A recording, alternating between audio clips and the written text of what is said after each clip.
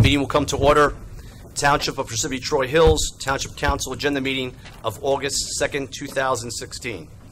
Adequate notice of this meeting has been provided in accordance with the requirements of the Open Public Meetings Law by filing the notice in the office of the Township Clerk and by posting the meeting notice on the bulletin board at the Municipal Building on December 17, 2015, where it has remained posted since that date.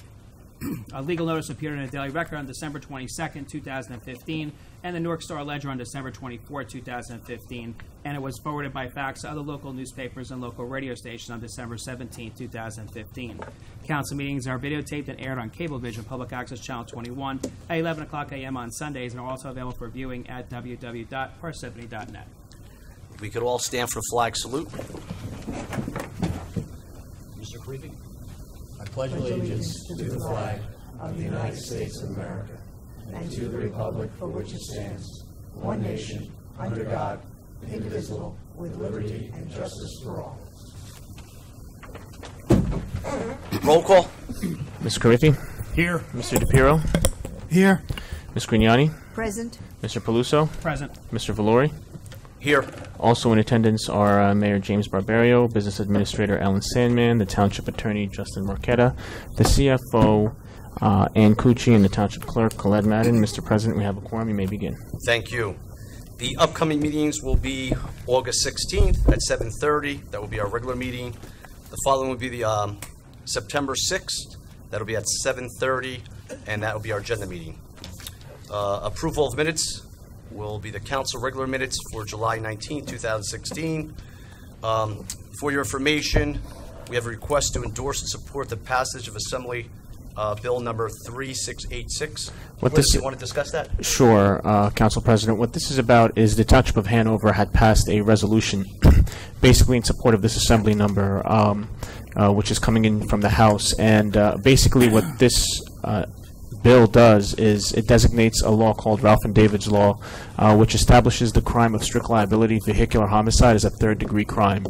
And this way, if anybody that's what the defendant will be charged. Currently, our laws are less stringent. So this was just something placed on the agenda for the board to consider. And if you guys are in favor of that, at some point later in time, we can have a resolution that would be in support of the passage of this Assembly number. Okay, that would be great. Okay. Any council members have any questions or concerns? So just by taking just a quick show of hands, you guys would all be in favor of something like this, correct? Absolutely. Yes. Yes. Fantastic. Yes. So we'll draft something that would be put on the agenda for the next upcoming meeting. I'll speak with the Township Attorney. Thank you. Great, thank you very much.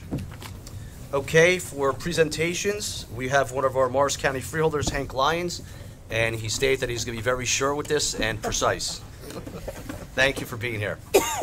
Thank you, Council President, and thank you, Council and Mayor, for having me here tonight. This is a continuation of efforts by the Freeholder Board to reach out to our municipalities to have these discussions and present our budget. We've been doing it for a number of years now, so I'm glad to be back, and I can't get this to go up. Oh well. So I will jump right into it. And for the members of the public, I do have extra copies of the presentation up here if you'd like to follow along. So the 2016 budget, jumping right into it. Our budgetary goals for the Freeholder Board, as always, we want to develop, adopt, and manage an annual county operating budget that remains financially and operationally efficient. We want to spend tax dollars as efficiently as possible. We want to continue to maintain all public safety initiatives. We, the Freeholder Board, believe that public safety is the cornerstone of good government, most important function that we do. We want to keep that going strong. We wanted to sustain all human service programs, ensure the maintenance of all critical county-wide infrastructure. Our roads and bridges are vital. It is more challenging with the problems with the Transportation Trust Fund, but we continue to maintain that infrastructure. We want to continue to protect the county's AAA bond rating. We've had that for decades, and we'd like to keep that for decades to come. We want to preserve the prudent and methodical use of our fund balance. The development process. The Budget Committee meets on a regular basis with all of our department heads to do a detailed and thorough review of their budgets, analyzing expense and revenue opportunities. We want to see if there are opportunities to save money or bring in more revenue for taxpayers. We look both at this year's budget but also future year's budget. It's one thing to have a good budget in one year, but if it comes at the expense of future years, that's not so great.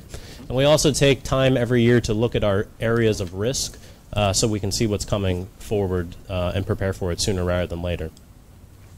2016 versus 2015, we have an $11.3 million increase in our operating budget. You'll see increases, major increases below. If you were to add those up, they will not equal $11.3 million. The primary difference is that the state, we act as a medium, a pass-through entity for a lot of state funds. And so as those monies from the state, these various grants change, it can impact our budget. So for instance, in my first year on the budget committee, I think it was 2013, the state grants actually declined $6 million, and then the following year they went up $6 million. So that can have a rather volatile swing. Okay. So the difference is really that. But the increases that hit Morris County taxpayers are $6.35 million increase in health insurance, which I'll talk about more in just a slide or two. A $1.75 million increase in salary adjustments. That's our negotiated increases to all of our different bargaining units. We have 22 at the county. We have been negotiating at 2% increases per year. We've been going up to 2.16% increases if the bargaining units give up lifetime health benefits for prospective new employees. We have a $1.2 million increase for state human service and mental health needs, an $820,000 increase for the provision of various human service programs. That's primarily the Office of Temporary Assistance. And we have a $240,000 increase in pensions. Our budget highlights. This does continue to maintain all county services in the midst of difficult economic times. It continues to provide shared services that we offer the towns and other counties in New Jersey. We deliver critical services for those in need of emergency assistance. We support the various unique assets in Morris County, like the County College of Morris, the School of Technology, our largest in the state park system at 18,900 acres. We have historical and heritage associations. We manage water, aquifers, sanitation facilities like the solid waste management facility and the recycling facility. This budget contains funding for all of these different areas. The budget highlight. While the 2016 total composite tax effort is up 2.39%, the overall 4-year from 2012 to 16 composite tax effort is up 1/2 of 1%, 0.5%. So the way you read this chart is in 2013, our total tax effort declined 1.72%. In 2014, it declined an additional 0.54%. 2015, it was held flat at 0. And this year, it's up 2.39%. So if you add all of those up, it comes up to a 0.5% increase over 4 years. And again, the most significant aspect in the increase that led to this year's tax increase was an 18.9% increase in our health insurance costs. We actually went out to RFP and switched brokers from Blue Cross to Cigna we are now with, because Blue Cross, the increase would have been about 24%. So we went through the entire process. It was a major undertaking to switch carriers. The next page is just a chart of introduced budget numbers with total tax effort numbers going from 2012 to 16. And then following that, we have a pie chart of county spending. And what I really like to see here is that public safety and health and human services, between those two core areas, they take up nearly 50% of our overall budget. Ongoing investments in education and recreation. We have $11.8 million invested in the County College of Morris. An interesting statistic that I like to cite is that over 50% of nurses working in Morris County graduated from the County College of Morris's nursing program. Great program. Absolutely. Great program. We have a $6.2 million investment in the School of Technology and a $13.7 million investment in the Morris County Park Commission. Continuation of services, we provide over 500,000 meals through our nutrition program with both home-delivered meals and the 15 nutrition sites spread throughout the county. Morrisview Healthcare Center will remain home to 283 individuals. And I'd actually like to pause there in the presentation for just a moment. On Morrisview, you may be aware over the last 4, 5, 6 years, the County Freeholder Board have really been analyzing Morrisview. Throughout the state, many counties have sold their nursing homes. And the reason is because with changes at both the federal and state level with funding, counties have been losing substantial amounts of money. So in 2015, our total tax effort to support Morrisview was about $6 million. This year, it's about $9 million, and it's going to be about $15.5 million by 2020. So we're faced with daunting increases there. And so over the past couple of years, in 2013, we formed the Morrisview Advisory Committee, which is made up of family members of loved ones in that facility, freeholders. I've been on it, and along with Kathy DiFilippo, my colleague, the entire time, staff, and a few outside professionals. We've been working with them, really growing relationships with the family. And in the past year or so, we've been commissioning various reports. At the receipt of one of those reports earlier this year, the Freeholder Board unanimously passed a resolution that we did not want to sell Morrisview, but we wanted to continue to look at ways to save money for taxpayers. And so right now, Where this is taking us at the moment, though no final decisions have been made, is to bring in an outside operator in a public-private partnership for them to manage the facility on a day-to-day basis, have them take on the financial liability, while we would maintain ownership, formal ownership of the facility, so that way we can provide governance. We've, again, been working extraordinarily closely with family groups. I'm happy with the way that process has gone to date. They are supportive of our actions, with the major caveat of the final product with any operator would obviously have to have insufficient safeguards that everybody, from freeholders to family members to residents, would feel comfortable with it. But right now we are working collaboratively with it. It is going in a positive direction, but more work still does need to be seen. But that work will take place probably over the course of the remainder of 2016. So if anybody has any concerns, comments, questions, I have a question yes, sir. on that, if I may. Absolutely. You're in essence kind of privatizing that. You didn't use that word, but that's what you're really doing. I would say it's a partial privatization, yes. Yeah. I think that's fair. Okay. How can some privatized company, with the losses you project in Medicaid, Yes. how can they make ends meet when you can't? So I think it's a number of factors. That is a concern overall that I think we would lay out, which is why we haven't made a final decision. But in terms of where they can operate more efficiently than we can, first, just in terms of public versus private employee structures, we have 14 holidays in a given year. Private entities aren't going to have 14 holidays. Ultimately, our fringe benefits for our employees is about 65% of salary. A private entity would come in and try to reduce that down to, in the 30% range, let's say. So I think that would be one area they would look to save. Two would be, we have a lot of outside contracted services that the Freeholder Board has embarked upon over the last 4 or 5 years, many of them before me. Things like nutrition, housekeeping, laundry services, things of that nature. A lot of these organizations that are in the nursing home business, they will bring those back in rather than outsourcing them out. They bring that back in so that they can achieve that profit. And they have the economies of scale, since they will be providing laundry for 10 different nursing homes, to provide it more efficiently. So we've heard that that's a area of bringing in revenue. And then just in terms of, obviously the county doesn't, our staff will, not regularly, but periodically remind us that we are not professionals at running nursing homes. We don't know the best way to run nursing homes to the extent that the private sector does. So there are a number of ways that they could save money. But that is absolutely one of our concerns, is how can you go from losing $15 million to turning a profit without having substantial reductions in care. The numbers don't sound right. So that is something that the freeholders have been asking about, and we are going to want more proof. Okay. And the family members also. I mean, that is one of the first things that they will ask. Because you don't want them to cut corners to make ends meet. But I mean, for instance, there are various things that we could do, knowing that we're going to lose 15. I mean, in services, you don't want them to cut corners in services. Well, so there are different things that the county has looked at. For instance, if those concerns end up being insurmountable, we could come in and say, hey, we want to partner with somebody. We'll guarantee you X amount of dollars in direct contribution from the county, but it'll kind of cap it so that they can get there. So there are different ways that we could make up differences, but absolutely that's a concern that we have. Staff understands that. The family members, believe me, they're attending all of our meetings, heavily involved. I practically meet with them more than anybody else out there right now. So those are the questions that are being asked. Thank you. Yes. And then we continue to provide a number of other human service and social service programs beyond Morrisview. Public safety, we offer, or we provide a whole wide range of public safety functions. And you can look at that over at your leisure. But I will highlight down at the bottom, just as I had mentioned, shared services. The Juvenile Detention Center and Youth Shelter and the Medical Examiner's Office are all shared services where the county provides the service, but we also provide it to other counties in the state. Good.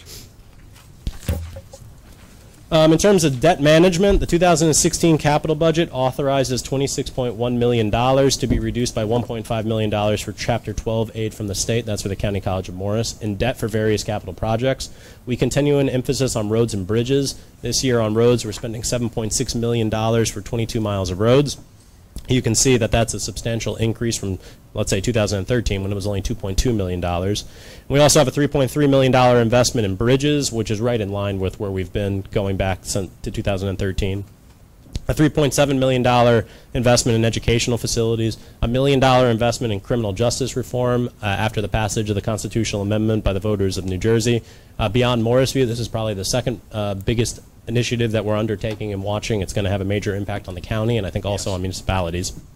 Our overall debt is in line at $26.1 million, in line with where we've been from 2012 to 15. You see it's substantially reduced from 2012, and that reduction since then has actually been allowing us to pay down about $10 million a year in debt, and with its $26.1 million, we should continue to be able to pay down $10 million this year in debt.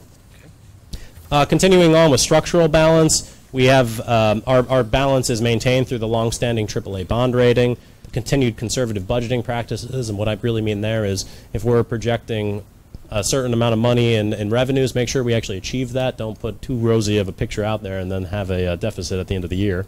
Continued oversight by the governing body as a whole, and in particular by the budget subcommittee having our weekly meetings. And continued advanced planning and preparation for the future reductions in managed Medicaid revenues. And what we mean there is specifically Morrisview, knowing that what's coming down the pike, trying to plan as well as we can for that. Structural balance continued in terms of fund balance. We ended 2015 with $53 million in fund balance. That's near an all-time high, and we're pleased with where we are with $53 million, and we project 2016 should end up between $50 and $55 million. Our CFO really thinks we're going to come in very close to the $53 million, so it'll basically be flat from year to year, which we feel very happy about. Strategic planning continued. A number of different risks that we've identified. Morrisview that we just talked about. Potential increases in health insurance and pension costs. We just saw a huge increase in health insurance. We don't anticipate it to be as large in this upcoming year, but it's still always a risk. The impact of criminal justice reform and speedy trial. The county guarantee for debt service for the Solar 1 and Solar 2 program. That's something that's been a major difficulty over the last few years. We've been working very hard to minimize any risk to taxpayers, and I'm happy to say that over the past 8, 9, 10 months, positive developments have come there. It seems that we're doing better than it could have been.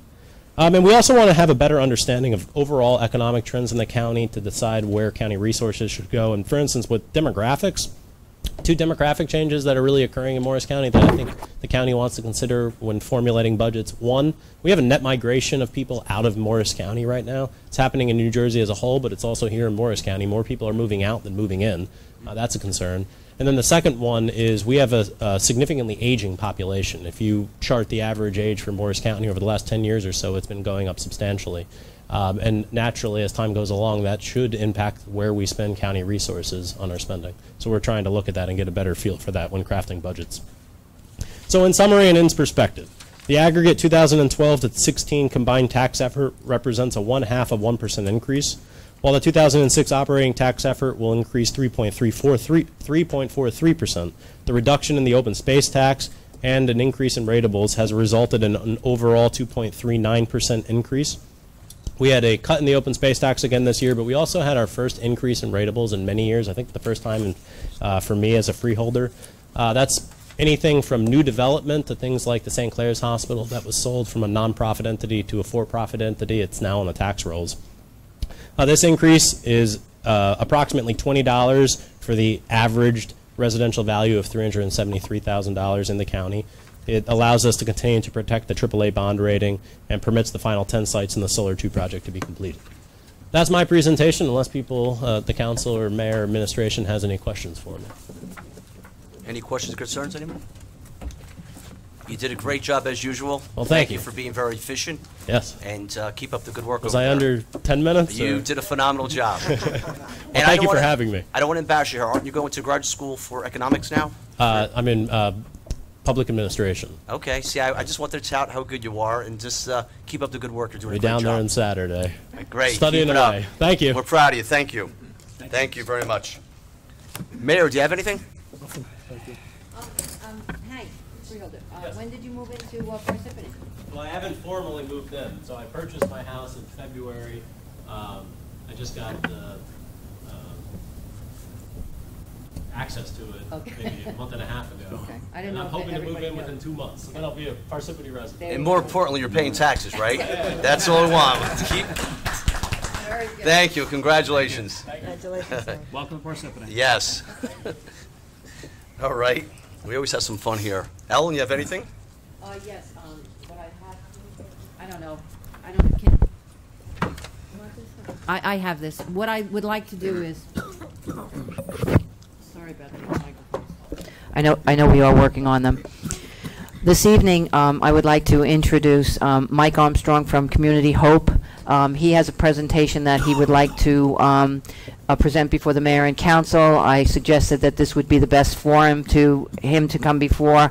As you know, we've worked with various entities throughout our community in Parsippany, and they are the folks that help provide housing and services to those people that need some special attention. So he's got to come before us. He is part of our spending plan.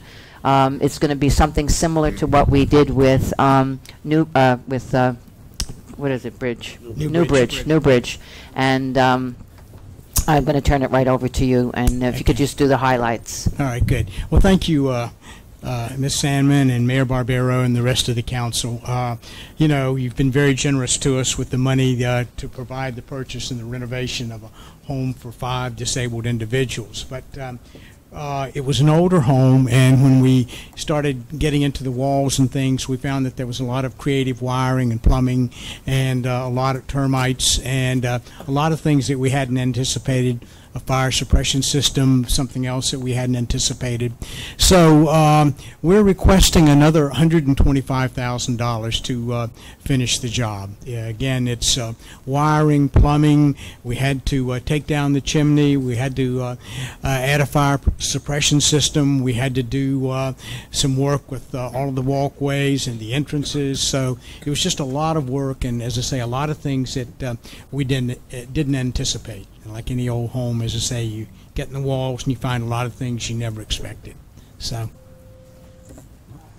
I would like to just add is that, you know, the council and the mayor, but the council in particular being the purse strings, I can assure them, and we've verified this with our CFO, that there is funding available that we have collected over the years in the council on, you know, the affordable housing funding, and it would not it would be doing the right thing, because we've already what's the amount of money that we've already what has Parsippany already given to the project? Yeah, $600,000.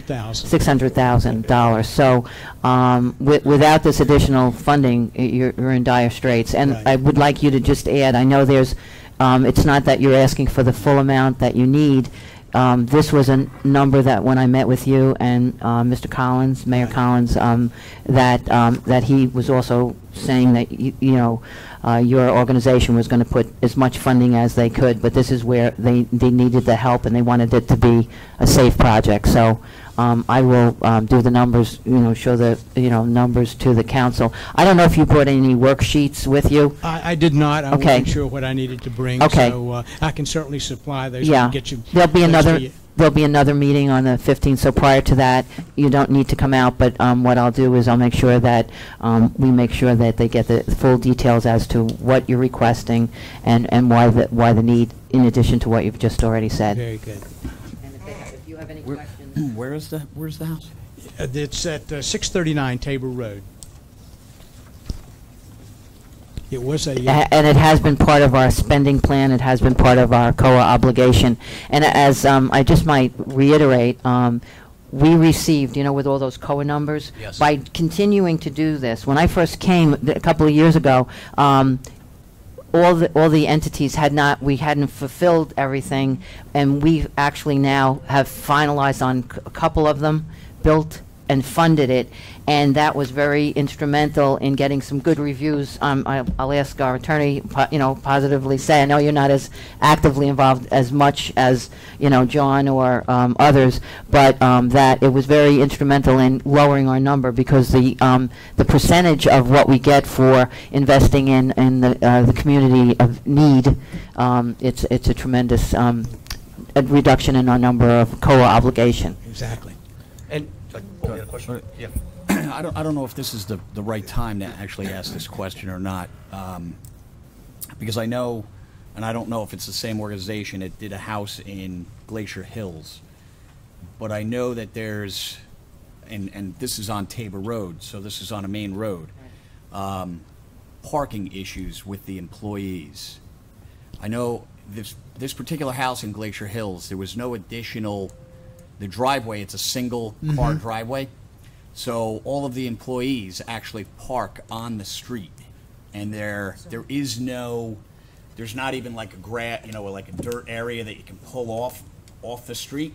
So I don't know if that's something to be brought up now, but with the 639 Tabor Road, that's going to be. I can answer that very simply. Number one, we won't have staff there. This is for individuals who be independently living, and it was formerly a chiropractor's office, so there is parking for probably 6 to 8 vehicles there in the parking lot. Yeah. So parking is not an issue. Okay. How many I was just going to say that is an important question. That he can answer that now. So, How many clients do you? 5. 5? Yes. And the initial investment for $600,000, what was that exactly for? But that was for the acquisition, which turned out to be about $435,000, and then the rest went to the renovations that we've done. You thought it was going to cover. So can you give us also the numbers of all the other monies that were invested in that too? Well, we've invested, I think, around $50,000, and we've got money from one of the local banks, and now I'm drawing a blank on that. Okay. I think it's about 25. that will all be broken out in the Yeah, if you spreadsheet. could- We'll get, yeah, if you we're could going to send give a you all the spreadsheet. details. Yeah. Great. As I said, Thank I you. think Mike wasn't sure, and he didn't want to disappoint us, so they were really on for next week, next council meeting. But I'm glad, that you wetted your whistle. You're bringing us to our attention. Yeah, as I said, we have all of that. I just didn't bring it tonight, but we've got it readily available. Just so we're And transparent you'll, with the public. yes, Oh, sure, and you'll have it, absolutely. Okay. and you'll have it prior to. We'll have it prior to before the We'll have next it in the council next meeting. couple of days. Great, thank you, sir. Okay, Any other thank you. questions? What's the maximum capacity of the house as well? And you said 5 is going to be. That's it. It's going to be 2 2-bedroom units and a single 1-bedroom unit. Okay. Yeah. Are any of those people that are living there veterans or? Possibly. It could be. We're not sure yet what it's going to be. But over half the work that we do is with veterans. We have a large veteran services. We provide services to veterans in 13 counties in New Jersey and 8 counties in Pennsylvania. So we do a lot of work with And veterans. do you give preferential application status to a veteran if they're applying for the home at the same time? Well, it's low income, so I don't know that we can put preference on it. I mean, we'd certainly be, we have to decide exactly who's going to be in there, and then we can decide what we have to do preferentially. Okay. Thank you. I look forward to the report. Thank you very much. Thank you, Okay, sir. thank you. Thank If you'd you. like to come out and take a look at it, we'll have an open house, as soon as we get it finished, and we would certainly will send an invitation to the council and to the mayor and Ms. Sandman. So, On it. again, We'll be thank looking you very forward much. to it. Thank you, thank you. Thank you. Look forward to it. Excuse me, Alan, do you know what our balance is for affordable housing right now? How much we have in funds left in that account? I didn't bring that this evening because I thought he was coming next week. Okay. Yeah, we can get that information as well. That'd be great. Thank you very much. Next meeting. Good. Thanks. So you have a comfort level in partaking. Absolutely, yeah. Yes. That's filling the need there too. All right. Our township attorney, any words of wisdom? No report tonight, Council President. Thank you, sir. And congratulations on your newborn Thank you. Thank you very much. Your girl. baby girl. Girl born on the 26th. Yes, congratulations. Thank you. Actually looks like me this time. Full head of dark hair. And what's her name? Mary Grace. Beautiful name. I had to put you on the spot here, see? Thank you. Congratulations. Thank you. Yes. Okay. Ann, our CFO? Okay, great. Our township clerk? No report at this time, thank you. Outstanding. Any committee reports from our council members? Just a comment. Okay, Mike? At our next meeting, Crestman Farms will be making a presentation. Okay. And what's that going to be on, Mike? Crestman Farms. About anything in particular with Craft Farms? As always, it's always funding. Probably. Most of the presentations Well, are. I was to say, well, is this good news or bad news? No, it's actually very good news. It's Okay. it's a wonderful thing that happened how many years ago? I was trying to be diplomatic about this. Well, I went right for the, but the Okay. thing is, All it's, right. it's one of your prime jewels. I mean, Mike, how many, 25 years, right? We just celebrated that anniversary, that you and 30 years. 30 years. Okay, I'm sorry. The time flies. I They'll thought be having a that's what it gala. was, 30 years when we had that, They're gonna be having a gala. at Craftsman Farms, that thing was 30 years. I didn't realize. But anyway, it's about certain buildings and working on it. One of the things I also did when I first came here, I did take a look at what you had already given to Craftsman's Farms as far as costs and dollars, and what commitment they made to us was, I said, before you come out for some new funding, finalize what you've already been given and put that into play. So they're going to do 2 reports. One will be a report of somewhere in the neighborhood of $500,000 that you've already given over the past couple of years and where those funds have been applied to, and secondly, what they're looking to do in the future. Okay, great. One of Thank the you, Mike. things you should keep in mind when we deal with Craftsman Farms is that's a township facility. We own it. Yes, So when we give them money to maintain something, it's ours. it's ours. Absolutely, yes. You know? I understand. It's not donation to something that somebody And that's a else. great point, because a It's lot of the public ours. doesn't understand that. Yeah. Yeah, we're very fortunate. Thank you. Anything else, Mike? No, that's it. Thank you, sir. Engineering report? None. None? Okay. Bids to be taken, July 29th. Improvements to North Beverwick Road. To be taken, August 10th. Road reconstruction for Fox Hill Road. Quotations, proposal, qualifications, none. We're going to go to the public hearing portion. I'd like to entertain a motion to open up the public hearing. Motion. Second. Motion made by Mr. Paluso, second by Mr. Karifi. Roll call. Mr. Carriffy? Yes. Mr. DePiero? Yes. Ms. Grignani? Yes. Mr. Paluso? Yes. Mr. Valori? Yes. Floor is open. Great. If there's anybody from the public that would like to come forward, you have 5 minutes. If you could just sign in and please state your name. Thank you, sir. My name is Raymond Gallup. I'm a resident of Lake Hiawatha, and I'm a retiree and a veteran. Okay, great. Thank you for being here. Thank you. Thank you for your service. Yes. Yes, thank you.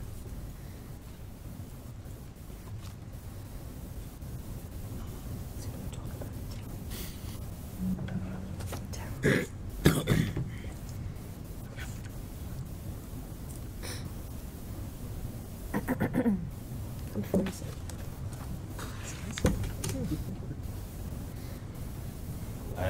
I'm here tonight to propose to bring forward a resolution on refugees from terrorist nations that I would like the town to consider naturally after they put it before the attorney to make sure that we don't that it's publicly announced that Parsippany won't accept refugees from terrorist nations to provide safety and security to the residents here. And there's also an article that refugees are secretly flooding into these states, and it shows New Jersey and several cities in New Jersey that are being affected currently. So I just wanted to put this proposal forward, 6 copies and 6 articles for your consideration, and I would gather that the next meeting you might decide one way or the other. Yeah, if you could give that paperwork to the Town clerk, and then okay. we'll have our township attorney review that, and we'll provide you with what we can do legally and not. So Sure. we'll let him review it. Thank you. Any other question, concerns, sir? Nope, that's Okay, it. thank you. If you give that to the clerk, thank you. You're very welcome. Good evening. Ken Dolsky, 21 Winfield Drive. First, I'd like to thank you in advance for signing the retainer and the resolution that will fund Parsippany as part of the municipal pipeline group. That is going to happen, right? So, long time coming. But thank you very much for doing that. And I think that'll make 15 towns, and then they can get going on their set of projects. I'd like to bring you up to date on status of a couple of things regarding what's going on with this pipeline, Okay. because it's been very quiet. So, they filed in New York last Thanksgiving, and there's been nothing in New Jersey. We expect them to file before the end of the year.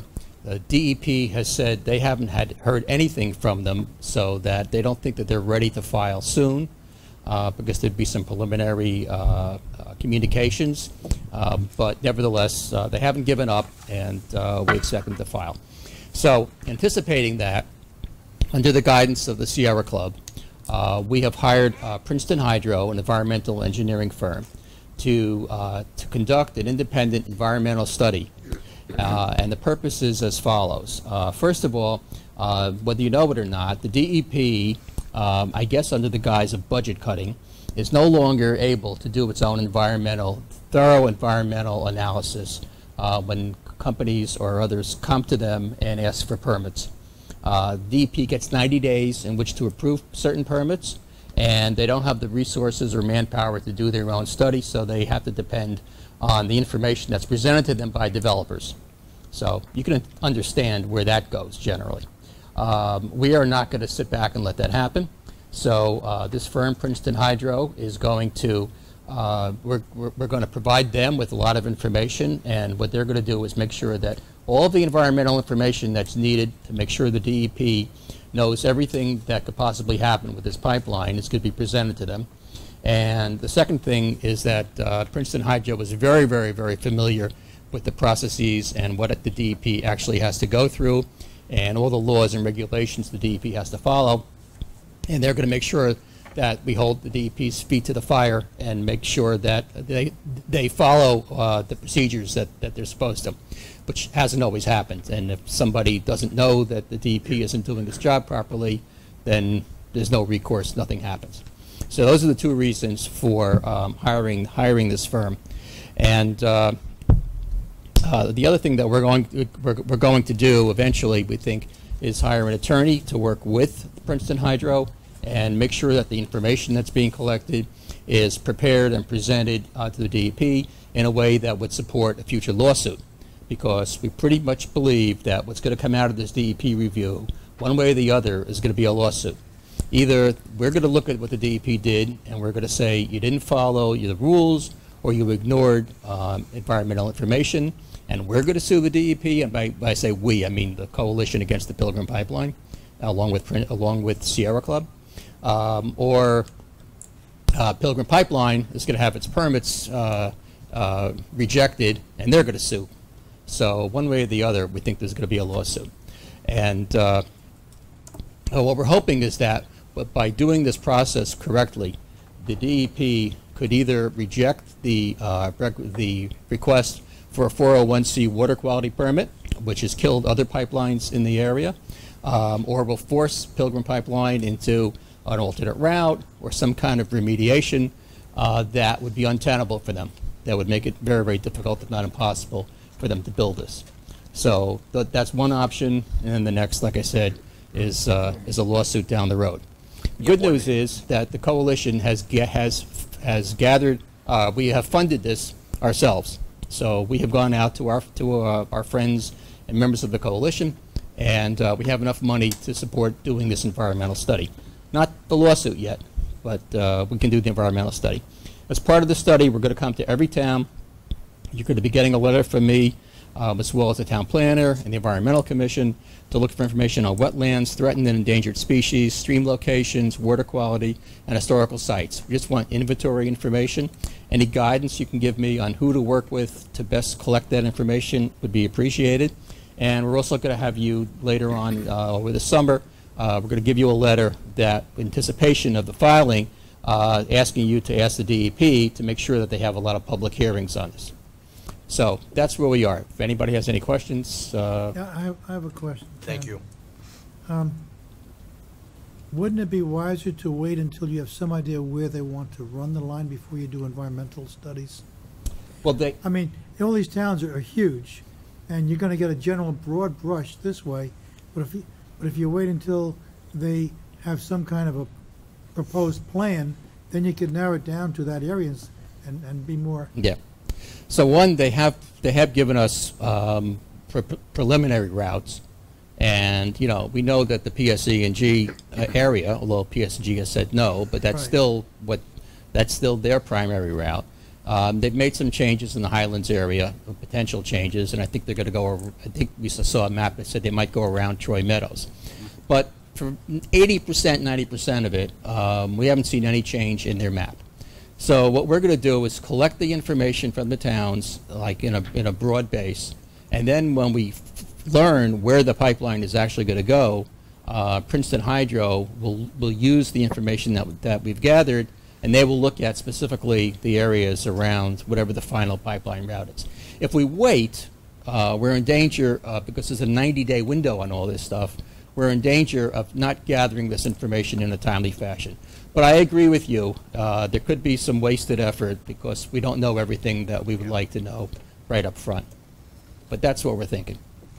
Good point. Yeah. Any other questions, concerns?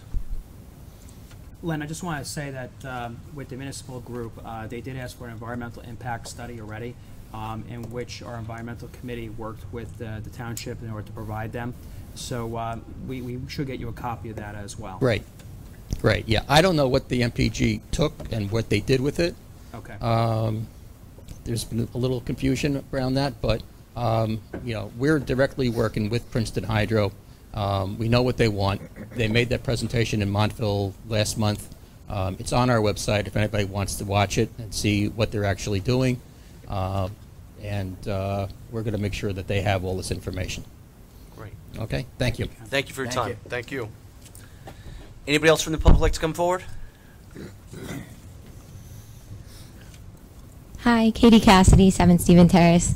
So I just I wanted to reiterate a little bit what Ken said with the importance of this. It sounds to me like the DEP is not really equipped to do their job at this point. And to what I understand, you're not asking for any money on this? You've got it all covered for this study. It sounds like a fact-finding mission before determining whether or not, you know, how we feel about it makes perfect sense. And if the DEP can't do it, and we have a third party here who's interested in doing it and willing to do it on their own dime, I think that supporting them and backing them on a fact-finding mission is a great idea. I have seen the proposed routes, at least one of them, where they were going directly through Troy Meadows. They have some idea of where it's going, and the theory that they have is they can only really make it come through Parsippany.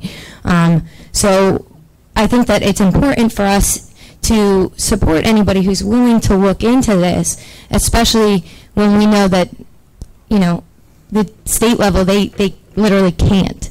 It's unfortunate that, you know, we can't pick up our own slack, but I just think that it's a fact-finding mission that is crucial to understanding the potential hazards in this area, and I think supporting it is a great idea. Thank you. Thank you. Thank you. Thank you. Anybody else from the audience like to come forward? I see that nobody else wants to come forward. I'd like to entertain a motion to close the public hearing. Motion. Second. Motion made by Mr. Carriffy, second by Mr. Peluso. Roll call. Mr. Carriffy? Yes. Mr. DePiero? Yes. Ms. Grignani? Yes. Mr. Peluso? Yes. Mr. Valori? Yes. Floor is closed. Thank you. Ordinances, status of adopted ordinances. You can take a few moments to read over it.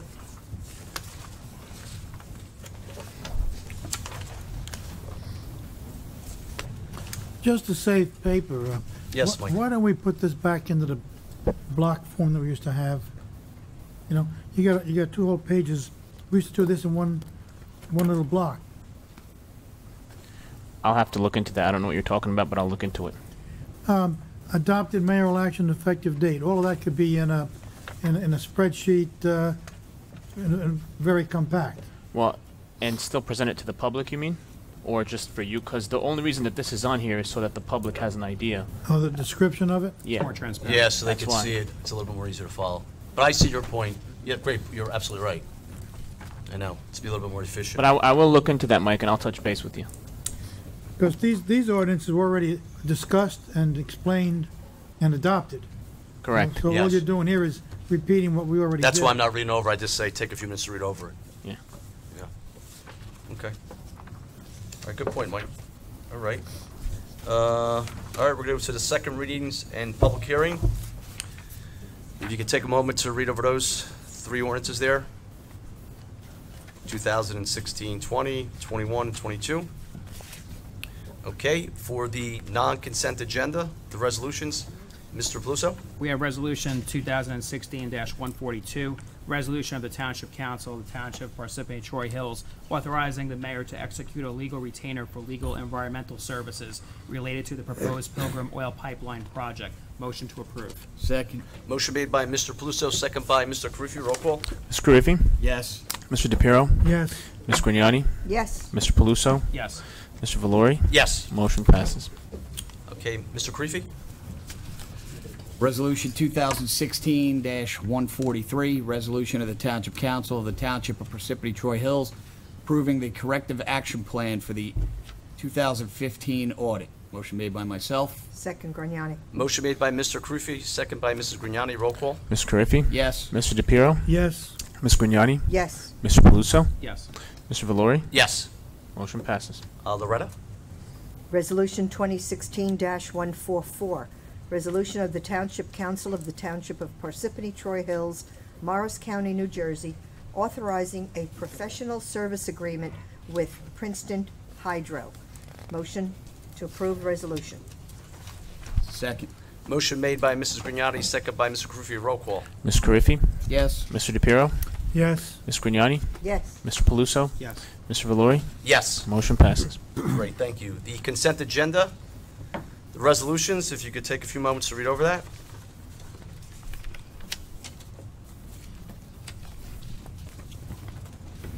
Any questions or concerns? I see none. Applications, and this is a nice, easy night. I'd like to make a motion to adjourn the meeting. Motion. Second. Motion made by Mr. Paluso, second by Mr. Karifi. Roll call. Mr. Karifi? Yes. Mr. DePiero? No, I want to stay. That's a first. Ms. Grignani? So that would be a no. Mr. Paluso?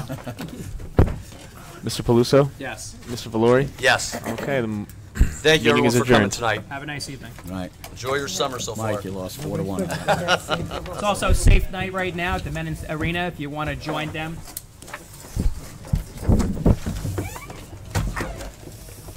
That's 50 minutes.